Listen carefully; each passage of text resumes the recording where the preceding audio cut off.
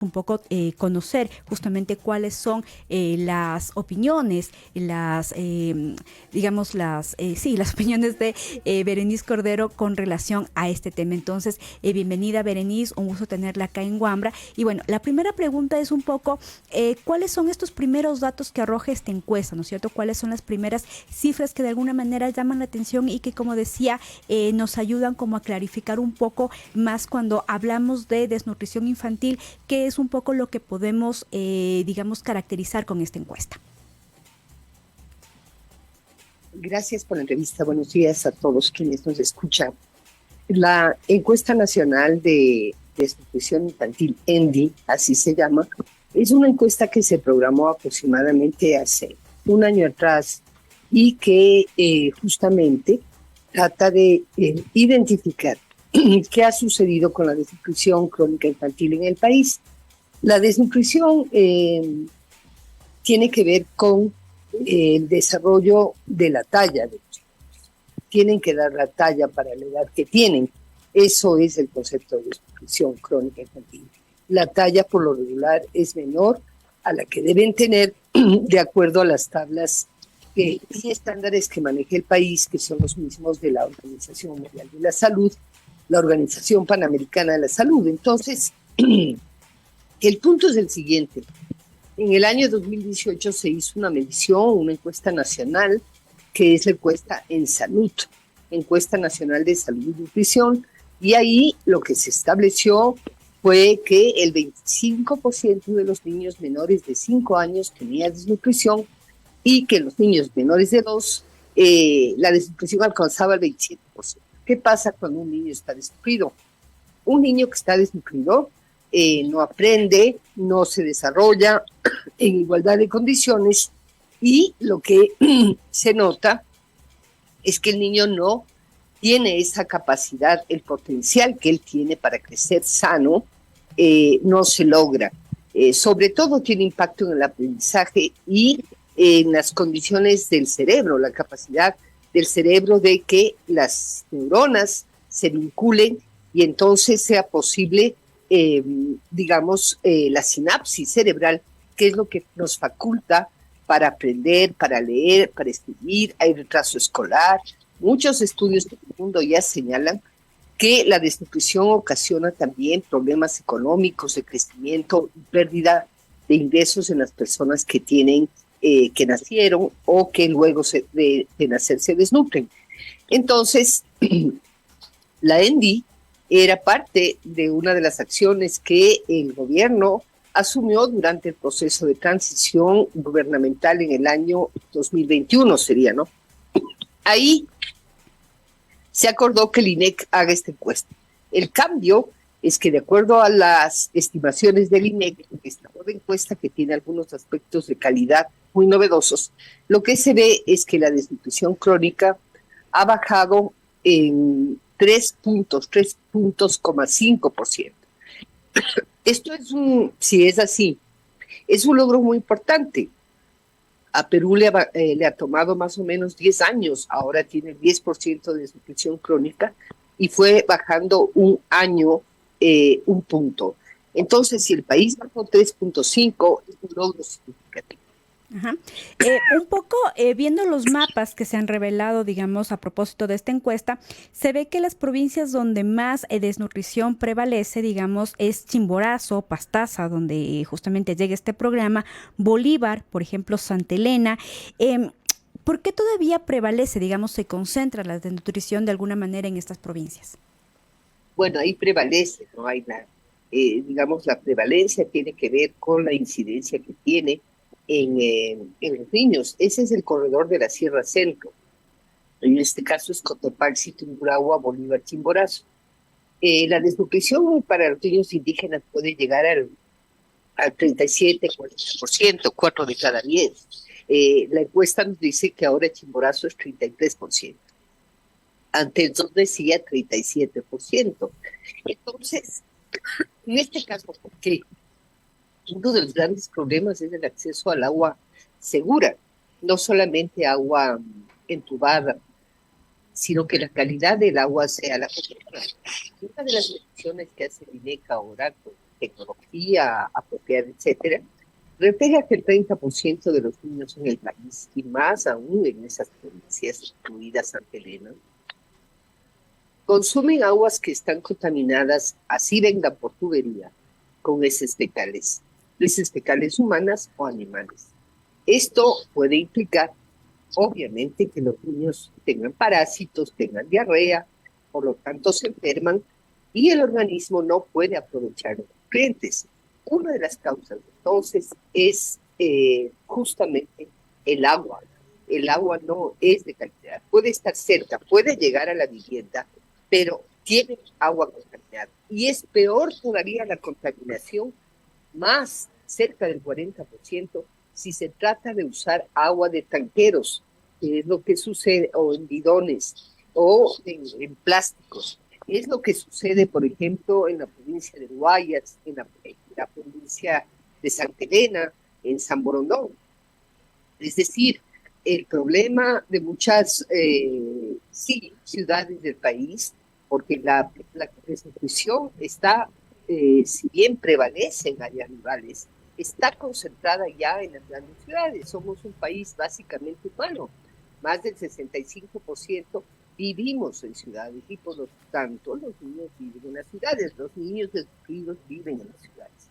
Imagínese usted Monte Sinaí con 400,000 personas. No tienen agua potable ni alcantarillado, digamos, por tubería en las viviendas. ¿Qué está pasando ahí? El uso de tanqueros, el uso de bidones contamina el agua con con el Escherichia coli, así se llama, heces fecales, y los niños consumen y se preparan los alimentos con esa agua. Entonces, uno de los problemas es el agua, otro de los problemas es la anemia.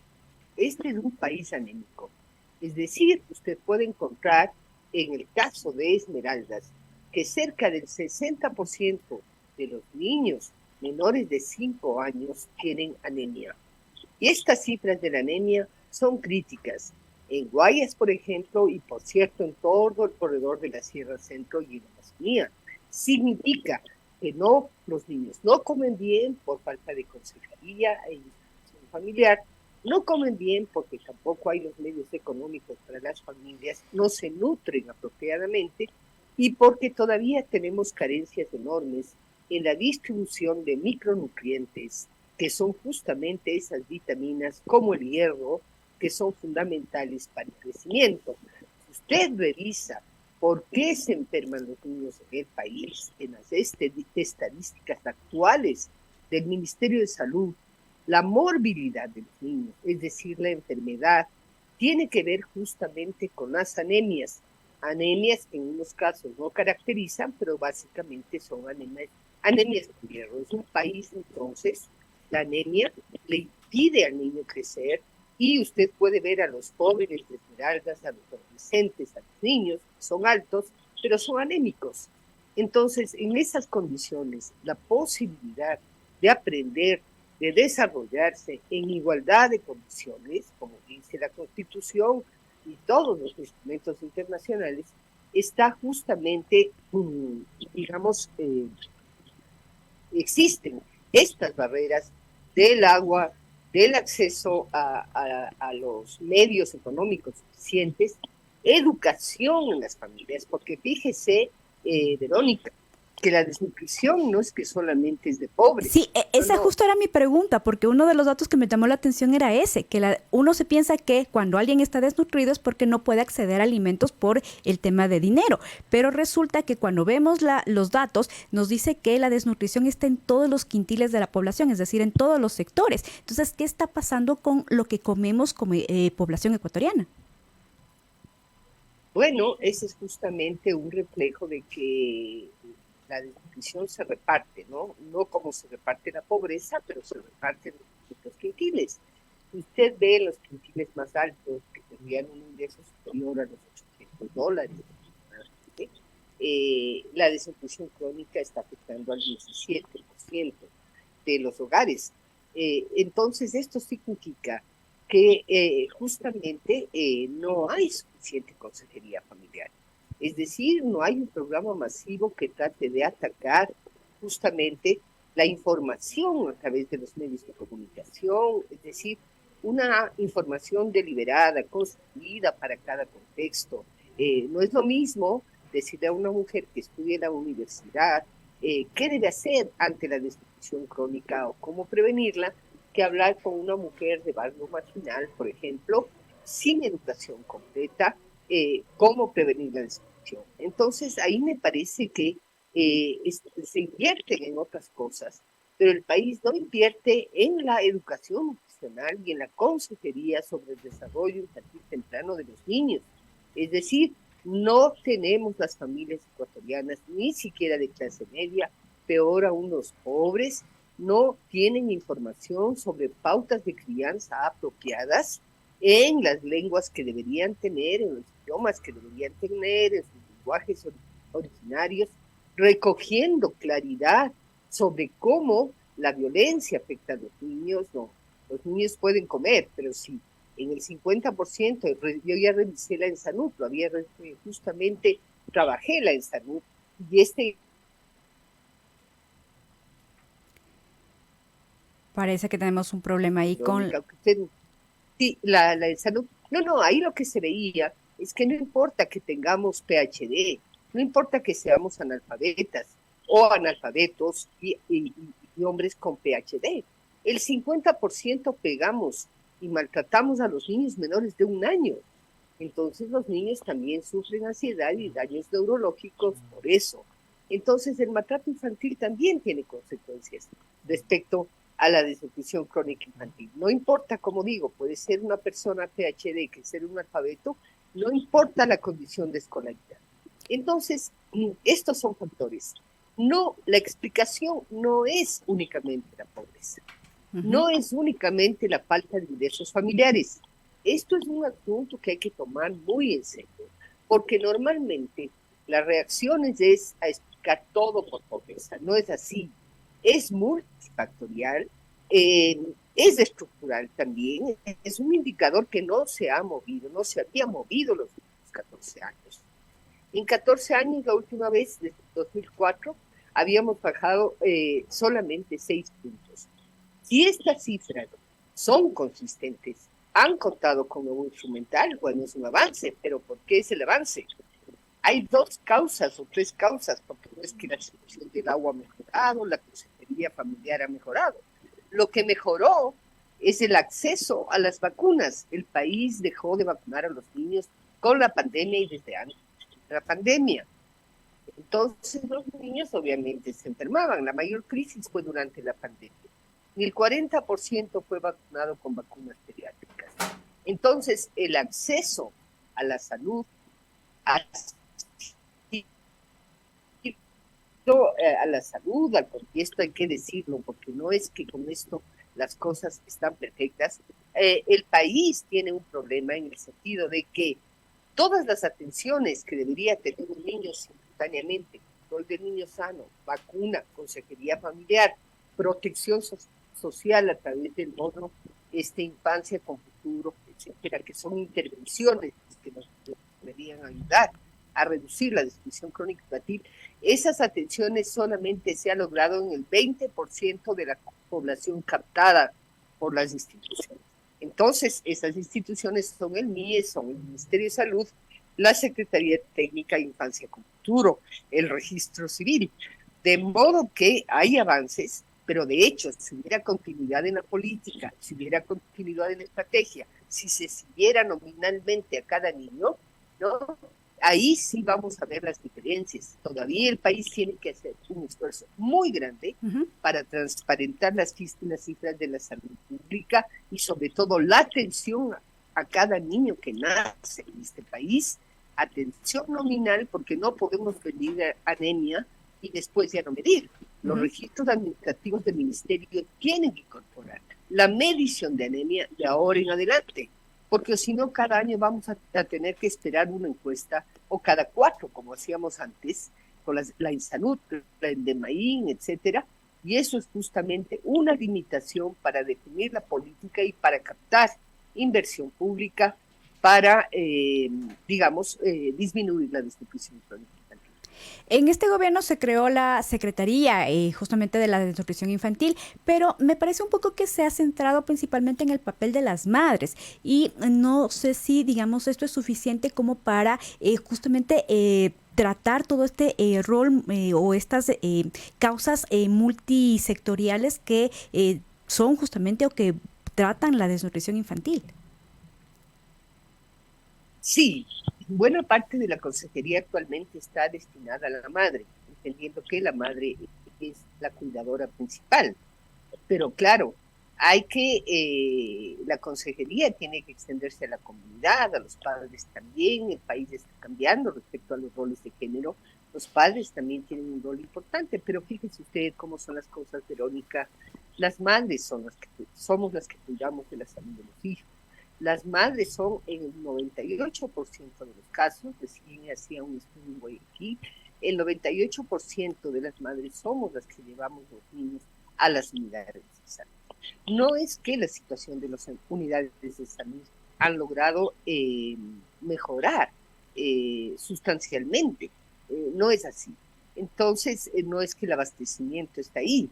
Entonces, lo que se ha hecho, por ejemplo, que es bien importante, es dotar de las vacunas pediátricas, por ejemplo, es dotar de medidores justamente de anemia a través de la hemoglobina, se ha dotado de medidores de talla y peso, es decir, estamos yendo por el camino correcto, pero obviamente no es que se han solucionado todos los problemas. Y el enfoque de la consejería en salud, sobre todo, es difícil porque todavía no tenemos suficientes técnicos de atención primaria de salud para hacer la parte de promoción y prevención.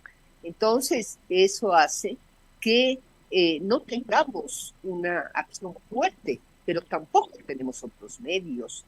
Las personas de clase media, ¿qué hacen? Buscan una app en donde en esa app yo puedo encontrar qué hacer para nutrir bien a mi hijo, pero eso cuesta, ¿no? El 80% de las mujeres de edad fértil en el país acceden a teléfonos inteligentes. ¿Por qué no utilizar esos medios, por ejemplo? Claro, ven Con TikTok. incentivos también de TikTok, de cosas que ahora se hacen y la misma inteligencia artificial para, para llegar a la mayor parte de población y de maneras diferentes.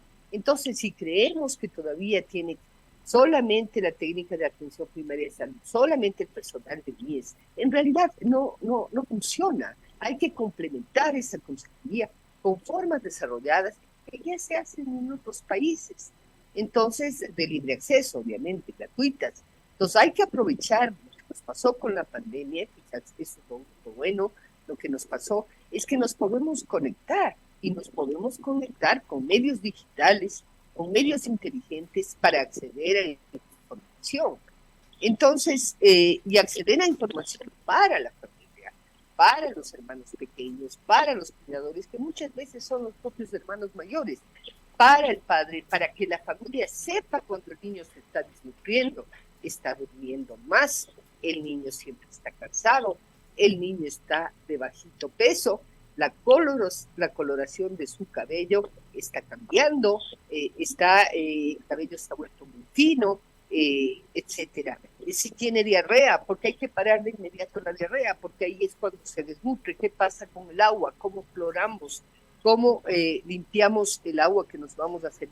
El lavado de manos. Fíjese que yo tengo esta teoría, quizás el lavado de manos, quizás puede ser que eso de lavémonos las manos a influir, no sé, pero tenemos que encontrar explicaciones mucho más contundentes respecto a esta disolución que plantea el INEC. Encontrar, no es solamente la calidad de la encuesta, que de hecho es positivo lo que han hecho, para medir anemia, para medir agua, etcétera, para medir la antropometría de los niños, con personal calificado y calificado con certificación internacional. Todo eso es altamente positivo, eso no se ha hecho en el país, eso sí hay que decir, hay que reconocer también, pero al mismo tiempo quedan otras explicaciones, porque la pobreza sigue estando en 27%, y de hecho eso tiene impacto. Entonces hay que analizar también Creo que el bono Infancia con Futuro está llegando a 67,000 madres por una sola ocasión, mientras cumplen con las prestaciones de corresponsabilidad, de ir a la salud, de tener la libreta integral de salud al día, etcétera. Pero el fortalecimiento de la atención primaria de salud y la salud universal es casi un prerequisito, Verónica. Y la prioridad de atender a los niños menores de 2 años y menores de 5 en las unidades de salud se revela quizás como la gran prioridad de uno de los logros del Ministerio, especialmente en este último año. Y ya para finalizar esta entrevista, Berenice, se viene un nuevo gobierno. ¿Qué acciones deberían ser como urgentes, prioritarias para la nueva política pública en desnutrición infantil? Bueno, a uno sí le preocupa, digamos, ¿no? Porque ahora vamos a tener que competir con recursos, esta ola brutal del crimen organizado y de la delincuencia. Y de hecho, todos los planes de los gobiernos se orientan, obviamente, a atender un clamor de la ciudadanía, que es justamente la seguridad. Entonces, el sector social, educación, salud, etcétera, de hecho, la educación va a tener que competir con recursos. Primera prioridad, uno, proteger lo que se invierte actualmente en desnutrición crónica. 800 millones de dólares aproximadamente, son un conjunto de inversiones, también son inversiones multisectoriales. En segundo lugar, mantener el registro nominal de los niños. Tercero, trabajar más en las ciudades. Esas son recomendaciones. Ahí están Monte Sinaí, ahí están los guaguas desnutridos en Guayaquil, no solamente en el Guayaquil rural, en cantones priorizados, igual aquí en la ciudad de Quito, igual en las parroquias rurales de Quito, pero igual podemos encontrar la desnutrición en Manabí, en Santa Elena, no solamente en la Sierra Centro, está en estos grandes conglomerados urbanos. Entonces, yo creo que ahí hay que cambiar el enfoque. Y para eso, entonces, entre los dos candidatos deberían decir que esta es una prioridad. No estaba ni en el plan de gobierno de Noboa, ni tampoco en el plan de gobierno de Luis González. Ninguno de los dos tenía el tema de desnutrición, o tiene, de lo que yo leí, como un tema principal. Entonces, me parece que este no es un tema menor. Perdemos 4.5% del Producto Interno Bruto por no trabajar adecuadamente el ámbito de la desnutrición crónica. Hay obesidad en el país, pero lo principal es la desnutrición crónica en los niños y niñas menores de 5 y en esos primeros 1,000 días, que incluyen el embarazo, que incluyen hasta que tienen 2 años. Ahí es cuando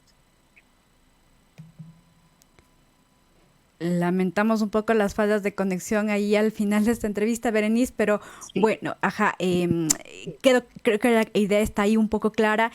Lamentamos también que los candidatos no hayan incluido en sus planes de gobierno más claramente este tema muy importante, porque evidentemente Ecuador está a nivel regional en el segundo país con las más altas cifras de desnutrición, y evidentemente los candidatos a la presidencia en esta segunda vuelta principalmente deberían poner atención a estos temas que también son urgentes. Si bien la seguridad es obviamente el tópico que más miradas atrae, pero la desnutrición infantil también. O sea, este país está lleno de urgencias, pero que todas merecen la atención del caso. Berenice, nuevamente muchísimas gracias por la entrevista.